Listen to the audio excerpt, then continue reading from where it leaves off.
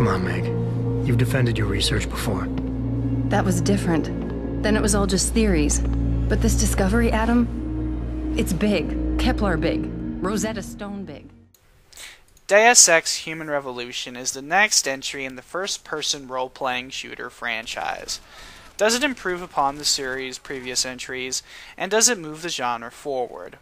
Well, I can't say that for sure, but it's most definitely the best Deus Ex game to date, and that's a fact. The shooting is smooth and satisfying, and the game implements a great cover system. The game also packs a very well-defined stealth system, which is a lot of fun to use, with brutal melee takedowns. While most of this is done flawlessly, there are a few hiccups, mainly in the game's melee takedown departments. Each time you perform one, you will see a black screen as the game loads the animation. This took me out of the experience and was a major bummer. They are still fun to do and fairly smooth, however it's not nearly as seamless as it should be. I also dislike the fact that melee attacks used energy, so you're limited in the use of them. Beyond that though, the gameplay is very good with solid shooting mechanics, a wide array of weapons, and you can even customize some of the weapons in the game. Leveling up in the game was also a ton of fun, as there were tons of cool special attacks, special moves, and abilities that definitely makes you want to replay through the game just to see how the different abilities you didn't unlock in your first playthrough. Combat works very well and is a vast improvement over the last two entries in the series, and as a whole, it's definitely one of the top tier shooters on the market today, with intense cinematic shootout sequences. The storyline is interesting with a fantastic soundtrack that's very reminiscent of Daft Punk's score to Tron Legacy and the score to Blade Runner. In fact, the game reminded me a lot of a mix of between Blade Runner and Ghost in the Shell, which is a very cool combo if you're into great sci-fi. The characters are all compelling and interesting and well voiced. However, the story can be slightly confusing at times.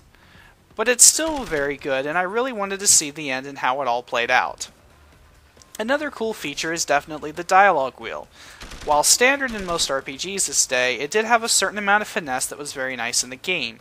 The choices you make naturally affect the game's outcome, and there are various endings and events that will happen based on your decisions. The game is not necessarily open world, but it's hub-based akin to Mass Effect, and it works very well. The world is large enough and well detailed. It really gives you multiple choices on how to tackle the objectives. Stealth, or a full-on assault are options, or maybe you could even talk your way in.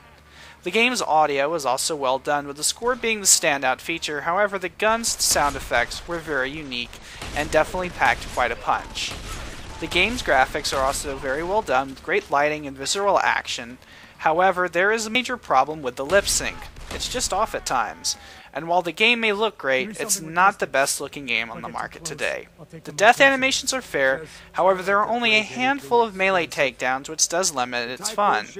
However, there are plenty of other special attacks and moves to keep any action fan happy. So to tie up any of the loose ends, the story is great sci-fi fare, and the gameplay, while flawed, is still a lot of fun with intense shootouts and brutal stealth action, along with tons of choices, adding to the game's massive replay value. The game's pacing may be slightly off at times, but it's still one hell of a game. A solid 4 out of 5. Thank you for watching my review. Please rate, comment, and subscribe, and if you haven't already, please head over and check out my website, www.thereallifegamer.com, for more reviews, interviews, written articles, and more.